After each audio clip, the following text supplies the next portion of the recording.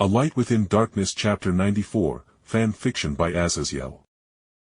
Yvraine, leader of the Ynnary Cult of the Death God Ynnead, sat stoically in front of Roboute Guilliman the son of Macragge as a tense silence was shared between them, and finally, the Demigod Primarch of Humanity spoke slowly. I have gone to countless diplomatic meetings. I have been shot at, I have had bombs under my feet go off, and I even had contemporaries with me directly attack the people I was discussing diplomacy with, to speed things along.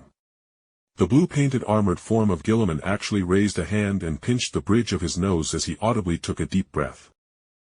But never before has one of my allies had the plan to directly rip a fetus out of the wife of my target of diplomacy.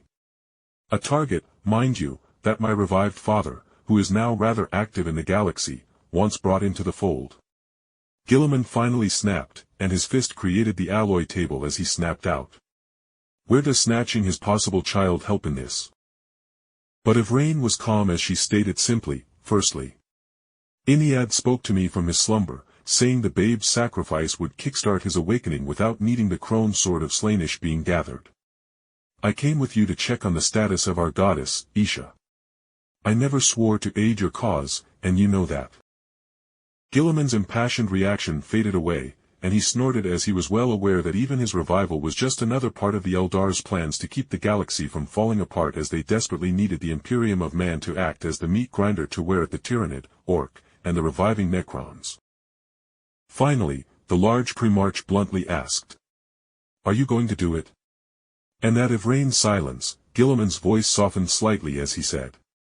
I know you wish to do a hard thing to advance your goals. But whether you succeed or fail, there will be major consequences, and who knows if it will even work. Privately, Guilliman was of the opinion that there was entirely too damned much godly things happening lately. First, his father returns, having accepted the mantle of godhood the ignorant humans have forced upon him, and was clearly even more controlling than before. Then the Chaos Gods were being highly active, with Khorne destroying several worlds directly. To say nothing of the Orc gods themselves finally making an appearance and, for whatever reason, using psychic foot constructs to crush stars and planets.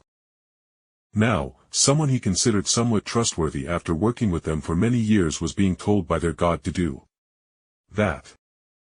Finally, though Guilliman sighed and waved his hand as he said tiredly. You have met the goddess Isha. Frankly, I would rather not a literal death god roam the galaxy after seeing other death gods in the Nightbringer shards. Please see yourself and the Ynnary out. You obviously have your hands tied in this matter due to Ynnead speaking directly. He finished making his stance. He was a human, even if a Primarch demigod, he was far more partial to allowing Jake his dalliance with the goddess Isha, as he was well aware that his ally in Yvraine was one of convenience, and he most certainly wasn't sleeping with her. I should have met with Eldred instead.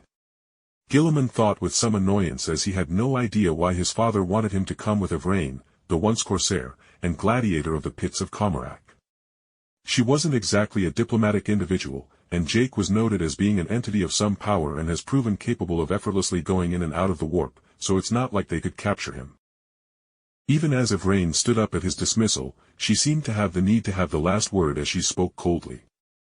I will bring Ynnead into this world to give the Eldar a god who can protect their souls. Whatever it takes to perform that deed is just another thing in our bloody ledgers that occurred.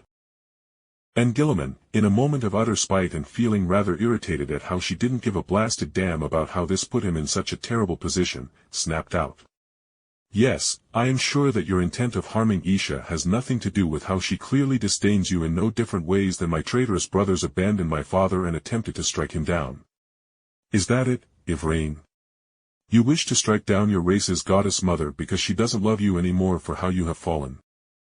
Yvraine stood there, stock still, but veins bulged under her fair skin, and Guilliman likewise tensed as his hand grasped his father's sword that flared with divine flames as a deathly energy surrounded Yvraine as the energy of Ynnead flared with her barely contained wrath.